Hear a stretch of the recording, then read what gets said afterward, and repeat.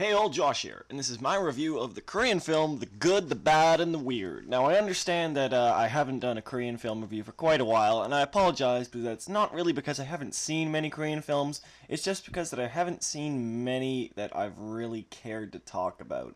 There's a couple where you just go, oh, this is okay, it's not really bad enough to make fun of it, it's not really good enough to really, spread to the masses, but this I actually think is worth talking about. I apologize for lack of Korean reviews. I'll try and keep up on them in the future. You're trying to watch more. You go through phases. Every once in a while you want to watch something and you don't want to watch something. I find Korean film is very distinctive in its actual structure, and it just, for me, requires a different kind of mood.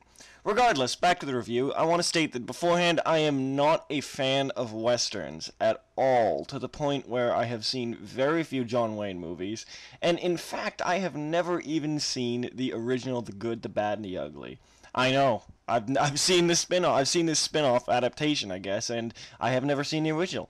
I've seen A Fistful of Dollars and For a Few Dollars More, but that's about it. That's honestly, I'm not really a fan of westerns, spaghetti westerns, regardless. Just doesn't really do anything for me.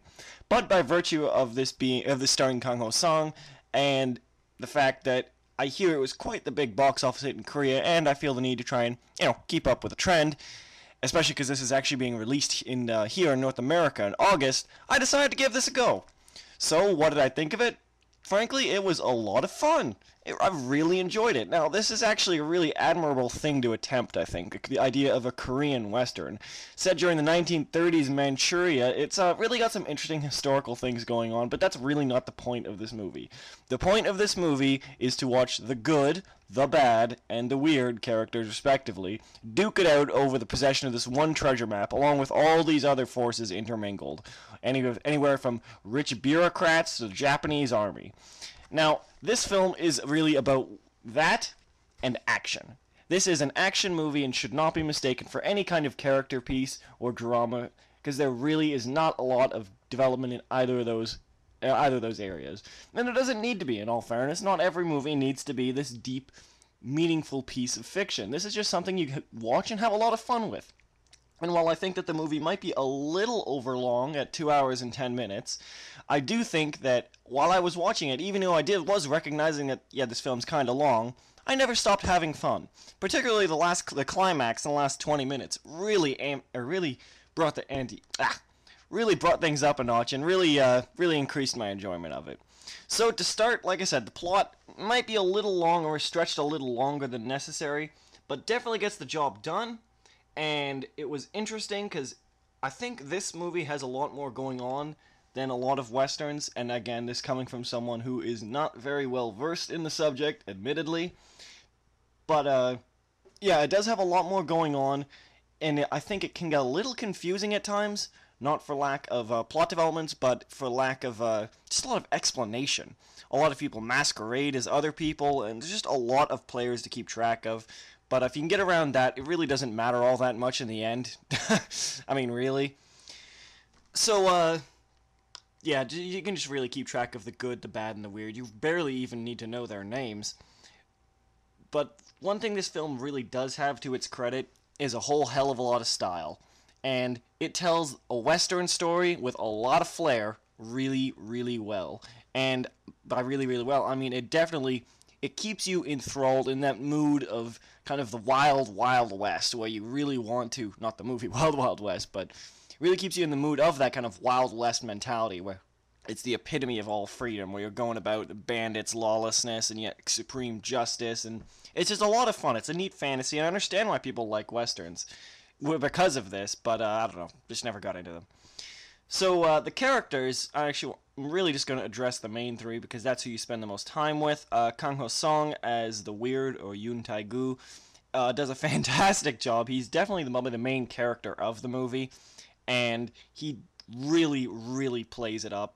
I'd say hamming it up, but honestly, he is supposed to be a comedic relief role, and he does it really well. He actually does bring a few moments of weight later in the film that I think are actually quite effective, considering the majority of the film he does play this bumbling idiot. But, like I said, he does play the comedic role really well. He's got some really great quips. I love his mannerisms. He has so many of these little weird quirks, and you see it right from the first time he steps into the screen. really amazing, and I can't say enough how great Kang-ho Song is in this movie. It's not his best role, don't get me wrong, but for the type of movie this is and what he was going for, he does it wonderfully. Byun-hun Lee as Park Chang-yi, the bad. I like him, don't get me wrong, he just doesn't really have a whole lot to do other than look kind of that cool, badass guy, which I guess, again, fits the whole mold of this movie, where everyone is fairly one-dimensional, but I figure if Kang-ho Song can get a level of dimension, then, he should be able to, too. I guess it's a little proper, though, considering the good and the bad are quite clearly defined by their names, whereas the weird has a little more room for definition. Anyway, though, I think my one complaint with Byun-hun Lee is that he looks a little odd. I mean, I know this is kind of like a comic western, where things are very over the top, not realistically western, but I didn't like that whole emo hair thing. It was cool at first, but it just got in the way after a while, and it made him look kind of silly. Lastly, Woo Sung-young as Park Do-won, aka the Good, didn't really. Oh, you know what? He did work. But I don't like the actor, in all honesty. But that kind of hampered my enjoyment. But he did do a good job, and the rest of the supporting cast did a decent job for what they are. They're not really asked to do a whole lot.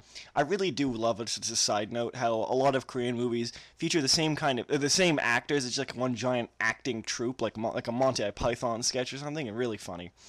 But yeah, particularly this one guy, I don't remember where he appears in the film now, it's terrible of me, but he is one of the gang leaders in Old Boy. He kind of like plays an ugly guy with gold teeth there. He reappears here in virtually the same roles, ugly bad guy, and I really gotta feel bad for that guy, because that seems to be the majority of the roles he gets, but, I guess he gets the last laugh. He's getting paid for all of it, and I keep seeing his movies. Anyway, the good, the bad, and the ugly, get on the main portion of the review, which is going to be the effects. Because this is an effects-driven movie, and I was really glad to say that this movie contains very little CG. Almost next to none of it, really. A lot of it's physical work, and one thing I really got to give this movie credit for is the sets. The sets are really, really lavish. Particularly there's only a couple main action scenes, but they last for a long time, and that is because that each of the characters traverses each of these sets, and you really feel like you know these sets, because there's one where it's in this marketplace, and the Good is swinging from these ropes from building to building, and it gives you this huge overhead of the set. And, well, obviously the back of it's kind of padded CG. It, for the most part, is just this enormous thing that he's swinging over, and it really lends a sense of weight when you see, like, oh, you're taking down these people there, and taking down these people there, and you almost get a sense of a body count. And that sounds really morbid, but I think it really works to this film's effect, where you can see particularly because there's a lot of people and a lot of random goons that need disposing of, you can really see one side diminishing in forces. And as well, it just really makes you buy into the world, because you can see a lot more of it, and there's a lot more depth to it. It's not just a CG background where you know they're never going to go. It's just kind of there subconsciously. Consciously, you know that there is more to this set. I really enjoyed that. They revisit them a couple times throughout the movie, but all to great effect, I think. And the more you see them, the more familiar we get with them, particularly when the main climax of each area happens. The set almost becomes a miniature character in and of itself. And like I said, I really can't complain. There's a stunning climax, not just the inevitable showdown, but the pre-climax, I guess, where it's just a chase through the Manchurian desert with everyone tailing each other and huge explosions going off, crazy duels happening in between it, and it just so satisfying. Some great camera angle shots, and I just was really enthralled for that portion. Overall, the action, I have nothing really to complain about. Some complain that it may be cut too frenetically, but I did not have a problem with that. Say what you will about it, I guess. Take what you will. The sound, actually, I really wanted to get a point to, too. I realize I'm going a little long here, but one last note is that I really love the score for this movie. It is really crazy, in all honesty. It doesn't really set down to any one genre, but it touches on these really weird things. It has all the Western twangs that you expect, but also kind of like a weird hip-hop background and a pop portions of it. There's even like a rock portion near the middle. It's just frankly bizarre, but really suits the mood of the good, the bad, and the weird particularly. Overall, I really enjoyed the good, the bad, and the weird. It's not the best movie I've ever seen, but honestly, it's the summer here at least, and for the summer season, this is a fantastic action movie to watch. Not something you're going to think about, but it's something you're going to have a lot of fun with. I definitely recommend it. Even if you don't like Korean movies, I think this does go at a great pace and you're going to enjoy it.